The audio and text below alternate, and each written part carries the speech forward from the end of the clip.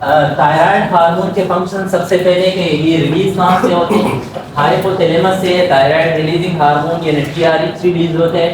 TRH जब release होते हैं तो एंटीरियर पिट्यूटरी रिस्पांस देते हैं, वो क्या वहाँ के जो थायरोट्रॉप सेल्स है वो टीएसएच हार्मोन रिलीज करते हैं यानी थायराइड स्टिमुलेटिंग हार्मोन। ये फिर आते हैं थायराइड ग्लैंड के पास, और थायराइड ग्लैंड के अंदर जो सेल्स होते हैं उसको हम कहते हैं फॉलिकुलर सेल, जो क्लस्टर ऑफ सेल्स होते हैं। वहाँ पे टीएसएच के लिए रिसेप्टर प्रेजेंट होते हैं और फिर टी3 एंड टी4 हार्मोन बनते हैं। कैसे टी3 एंड टी4 हार्मोन बनते हैं? लेट्स सपोज कि अगर ये सिंगल फॉलिकुलर सेल्स हो, इसके ऊपर टीएसएच के लिए रिसेप्टर होते हैं। जब thyroid stimulating hormone hypo anterior pituitary से आ जाते हैं और उस स्पेसिफिक रिसेप्टर को स्टिमुलेट करते हैं, तो इस सेल के अंदर तीन टाइप्स की एक्टिविटी होती है। नंबर 1 स्पेसिफिक जीन्स एक्टिवेट हो जाते हैं और वो थायरोग्लोबुलिन के चेन बनाती। नंबर सेकंड इसकी जो एपिकल मेम्ब्रेन है यहाँ पे थायराइड पर ऑक्सीडेज एंजाइम होते हैं, वो एंजाइम एक्टिवेट हो जाता है। अनदर यहाँ पे आयोडाइड पंप साइड डस्टिल आती है, क्योंकि टी3 एंड टी4 हार्मोन असल में बनते आयोडीन से। वंस जब टी3 एंड टी4 हार्मोन बन जाते हैं तो वो ब्लड के अंदर आ जाते हैं, और उसका नंबर फर्स्ट इफेक्ट क्या होता है? अगर हम जनरल सेल की बात करें तो लेट्स सपोज कि अगर ये सेलें टी4 हार्मोन ज्यादातर तादाद में ज्यादा बनते हैं 90% और 10% हमारे पास टी3, क्योंकि एक्टिव ज्यादातर टी3 हार्मोन होते हैं, हमें टी3 चाहिए इस फिजियोलॉजिकल फंक्शन के लिए। तो सेल क्या करती है कि टी4 हार्मोन को इनसाइड द सेल कन्वर्ट करती है टी3 के अंदर, द हेल्प ऑफ एंजाइम जिसको हम कहते हैं आयोडीनेज एंजाइम। वंस जब T4 T3 में कन्वर्ट हो जाते हैं तो इस सेल के ऊपर सोडियम पोटेशियम एटीपेज, जो सोडियम पोटेशियम पंप है, उसकी एक्सप्रेशन बढ़ जाती है और वो पंप ज्यादातर सेल की एनर्जी को यूटिलाइज करती है। ठीक, अब इस सेल को लेट्स सपोज पहले सोडियम पोटेशियम पंप कम थे, अब उसकी एक्सप्रेशन इंक्रीज हो गई, ज्यादा हो गई, तो इस सेल को ज्यादा एनर्जी रिक्वायर्ड है। ठीक है, तो इस सेल के अंदर ग्लाइकोलाइसिस, ग्लाइकोजेनोलाइसिस और इसके अलावा लाइपोलाइसिस, ये वाला प्रोसेस इंक्रीज हो जाते हैं, क्योंकि तीनों प्रोसेस के रिजल्ट में हमें एटीपी मिलता है।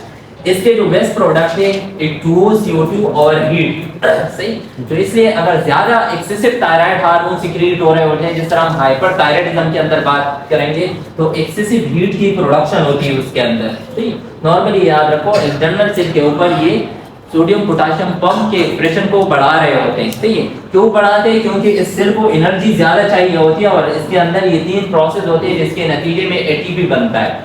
अब अगर हार्ट की बात करते हैं तो नॉर्मली एपिनेफ्रिन, नॉन एपिनेफ्रिन के लिए उस रिसेप्टर को ये क्या करते हैं, उसकी सेंसिटिविटी को बढ़ा देती है। अब अगर स्मॉल अमाउंट में नॉर एपिनेफ्रिन या थायराइड हार्मोन ने सेंसिटिव बनाया है, थोड़े अमाउंट में भी अगर एपिनेफ्रिन यहाँ पे आ जाते हैं तो उससे हार्ट रेट भी बढ़ जाते हैं, स्ट्रोक वॉल्यूम भी बढ़ जाता है, कार्डियक आउटपुट भी इंक्रीज हो जाती है और हार्ट की कंट्रैक्टिलिटी को भी वो बढ़ा देता है। तो हार्ट के ऊपर इसका क्या इफेक्ट है? इंक्रीज कंट्रैक्टिलिटी, स्ट्रोक वॉल्यूम इंक्रीज करना, हार्ट रेट को इंक्रीज करना और कार्डियक आउटपुट को इंक्रीज करना। बोन के ऊपर ये क्या करते हैं कि ऑस्टियोब्लास्ट और ऑस्टियोब्लास्ट सेल के एक्टिविटी को मेंटेन करना। ठीक, दोनों में पता है एक रिजॉर्प्शन करवाती है ऑस्टियोब्लास्ट सेल, और ये कैल्शियम मैग्नीशियम या हम कहते हैं कि ये मिनरल की डिपोजिशन करवाती है। Bone forming and bone destroying sales है, इसकी एक्टिविटी को मेंटेन करना, ये भी T3 एंड T4 हार्मोन का काम है। जीआई ट्रैक्ट के अंदर ये इंटेस्टाइन की मोटिलिटी को बढ़ा देती है, इसके अलावा जीआई ट्रैक्ट के अंदर जितनी सिक्रीशन होती है उसको बढ़ाती है और ग्लूकोज की एब्जॉर्प्शन को पास करवा देती है। या स्किन के ऊपर अगर बात करते तो स्किन के अंदर कुटेनियस ब्लड फ्लो इंक्रीज हो जाती है, सीबेशियस ग्लैंड जो स्वीट ग्लैंड है उसकी सिक्रीशन बढ़ा देती है, हेयर और नेल्स की ग्रोथ करवाना, ये भी T3 एंड T4 हार्मोन के फंक्शन है।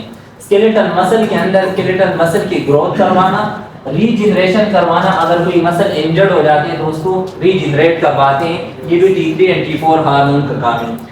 सेंट्रल नर्वस सिस्टम के अंदर ये सिंपैथेटिक नर्वस सिस्टम की एक्टिविटी को बढ़ा देते हैं और सिंपैथेटिक नर्वस सिस्टम में क्या रिस्पॉन्स दे रही होती है?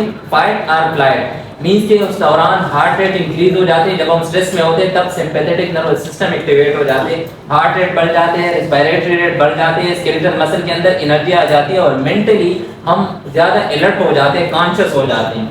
इसके अलावा मेंटल डेवलपमेंट के अंदर इसका मेन इंपॉर्टेंट रोल होता है T3 एंड T4 हार्मोन का।